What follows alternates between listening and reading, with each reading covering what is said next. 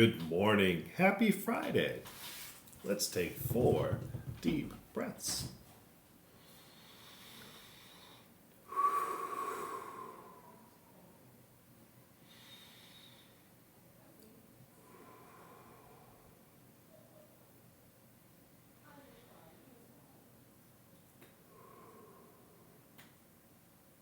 And 4.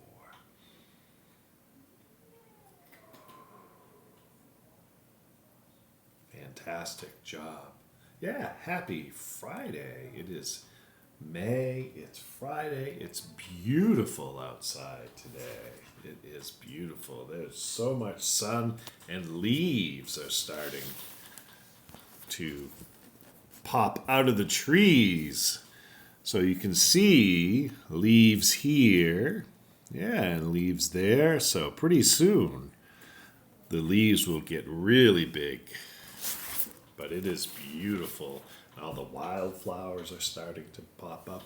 It is nice. And tomorrow there'll be a little bit of snow to blanket the ground and give it some water. All right. Let's see. Let's do our calendar. All right. It is May. Let's count.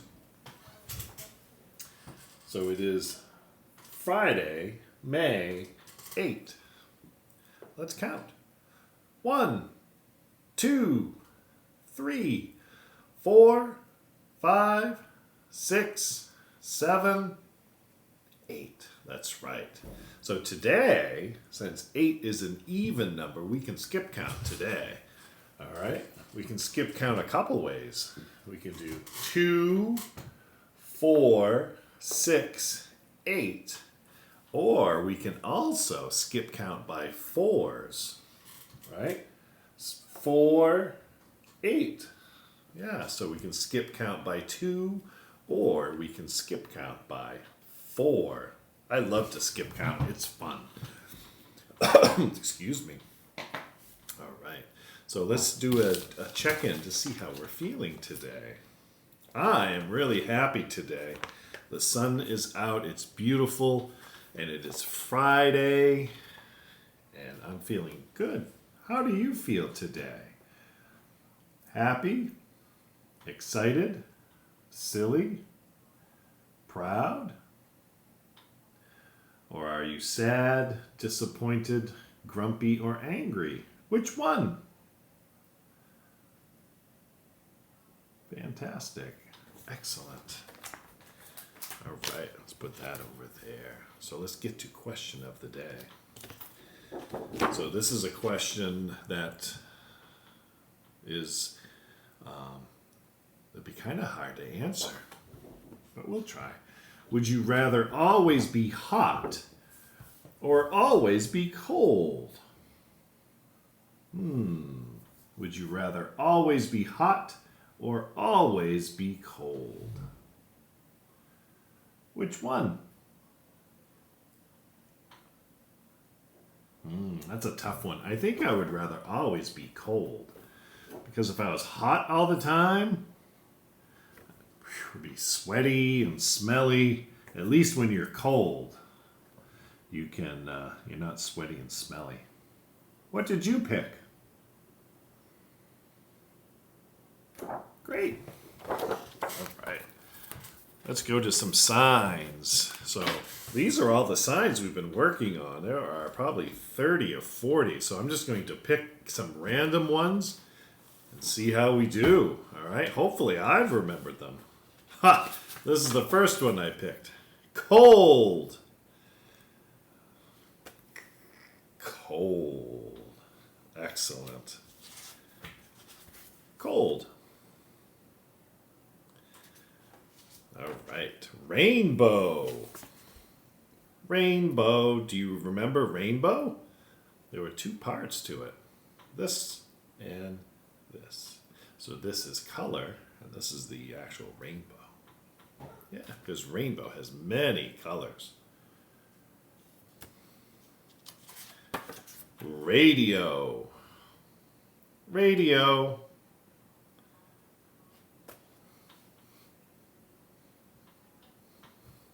Radio. Excellent.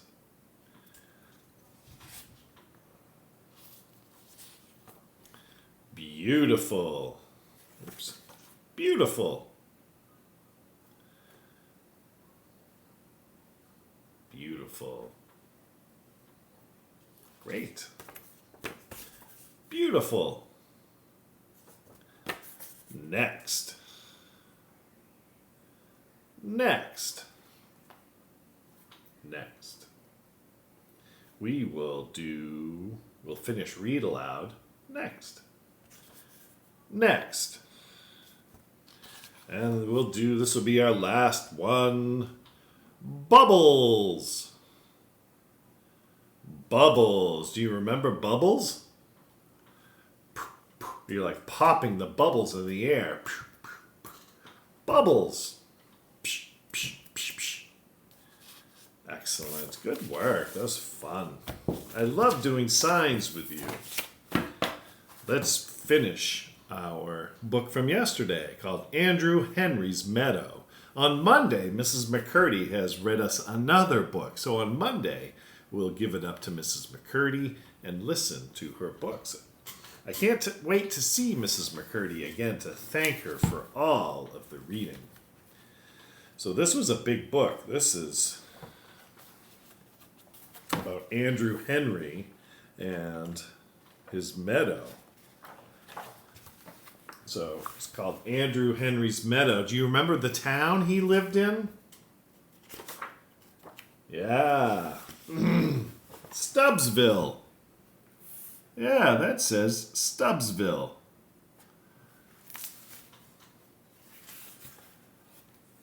And Andrew Henry had found a fir tree. That was where he was going to build his house.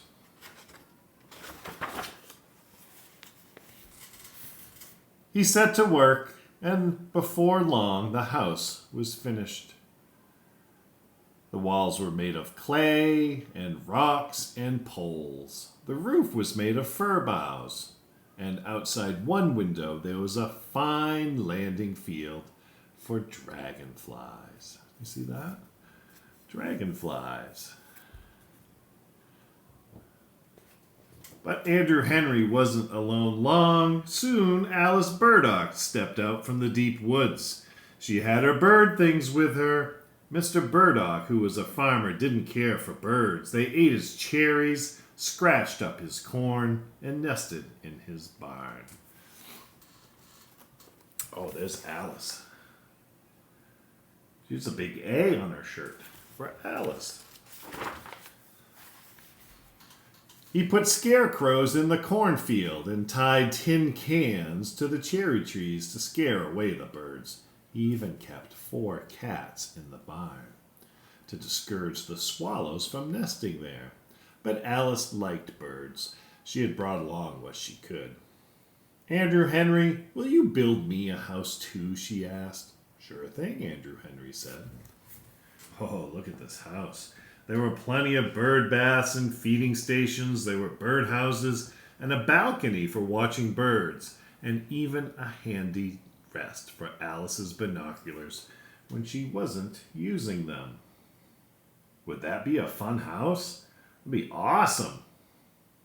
Live with the birds?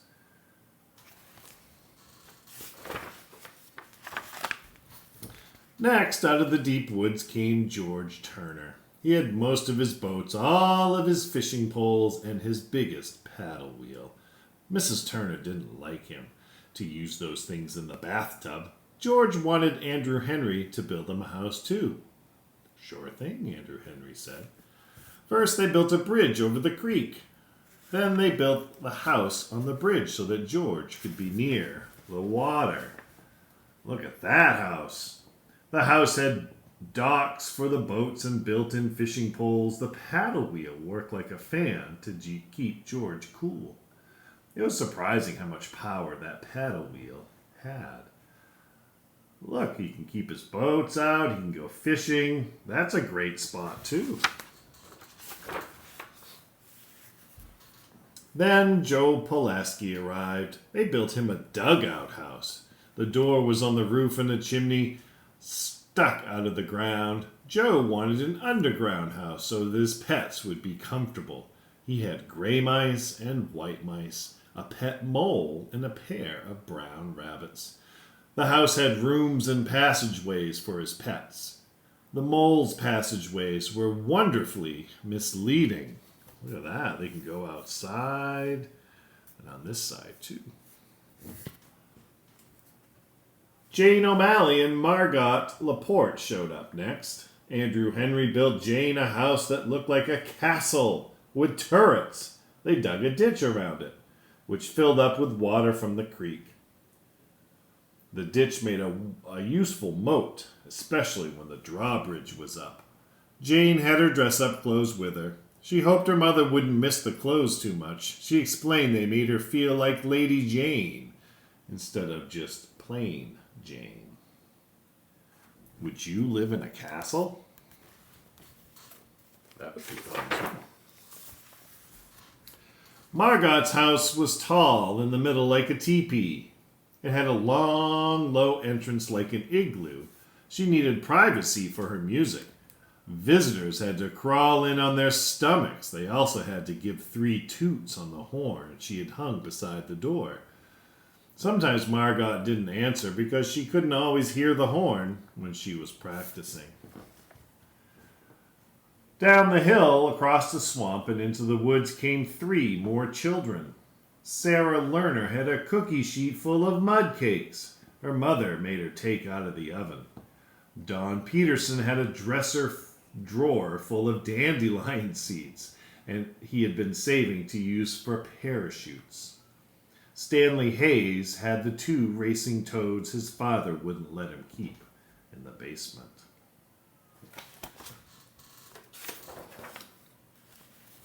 Soon 9 houses stood in the meadow. It looked like a small village. Which one is your favorite? I think I like the bird one the best. Isn't that awesome? But in Stubbsville, the Thatchers were looking for Andrew Henry, and the Burdocks were looking for Alice.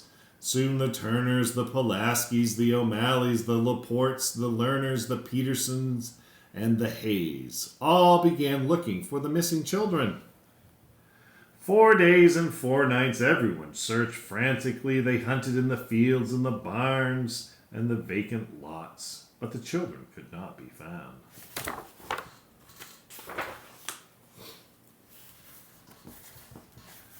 The only one who wasn't searching was Thatcher's dog, Sam. He sat quietly under the lilac bush by the gate. Sam was a good dog, but he was very lonesome. As he gazed sorrowfully out toward the far corner of Burdock's pasture, the lonesomeness in Sam grew and grew. Finally, it grew too big, even for a good dog. He sprang to his feet and raced to the near corner of Burdock's pasture. The townspeople all heard the howl and saw Sam racing off with his nose to the ground. The dog has found their trail. Follow Sam. Hooray for Sam!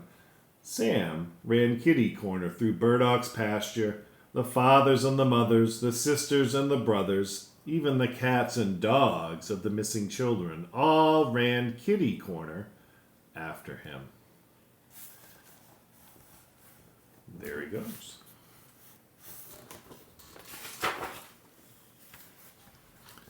They climbed up over Blackbriar Hill and went across Warzibsey's swamp and in through the deep woods.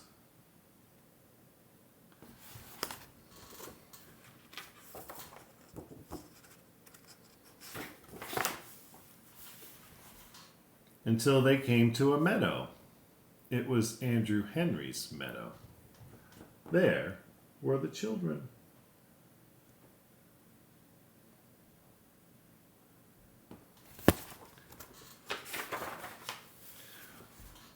What excitement! The 9 children, their parents, and all their sisters and brothers met with shouts of joy. They laughed and hugged each other. The fathers and mothers were too happy to scold to ask any questions. Their children were safe. Andrew Henry and his friends were happy too.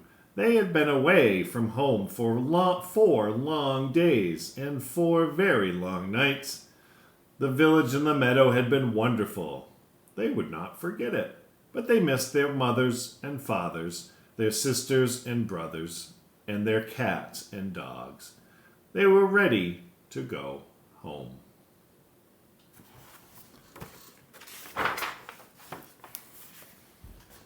The Thatchers gave Andrew Henry the corner of the basement behind the furnace just to build things in. He built a roller coaster for Robert and Ronald's toy cars by using a bucket and parts of an electric fan. He made a hairdryer for Marion and Martha.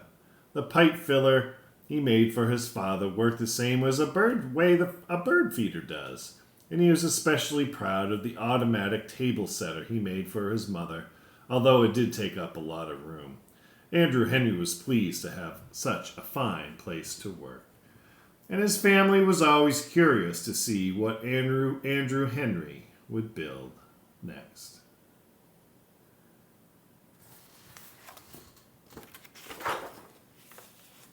The end. There's Alice. Do you remember Alice? Yeah. It's on the back of the book. Andrew Henry's Meadow. Such a great book. All right, let's get to joke of the day. Another baseball one. All right, let's see if we can get this one today. Whoops. All right. What did the baseball glove say to the baseball? What did the baseball glove say to the baseball? Are you ready? Here we go. Catch you later. Catch you later. All right. Fantastic job today. I'm glad you're able to come to morning meeting. This was a long book. I hope you enjoyed it. And I hope to see you not tomorrow. I'll see you Monday. All right. Let's take 4 breaths.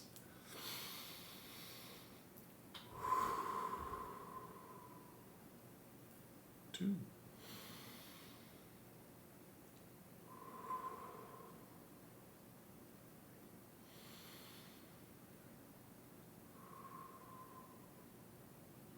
And 4.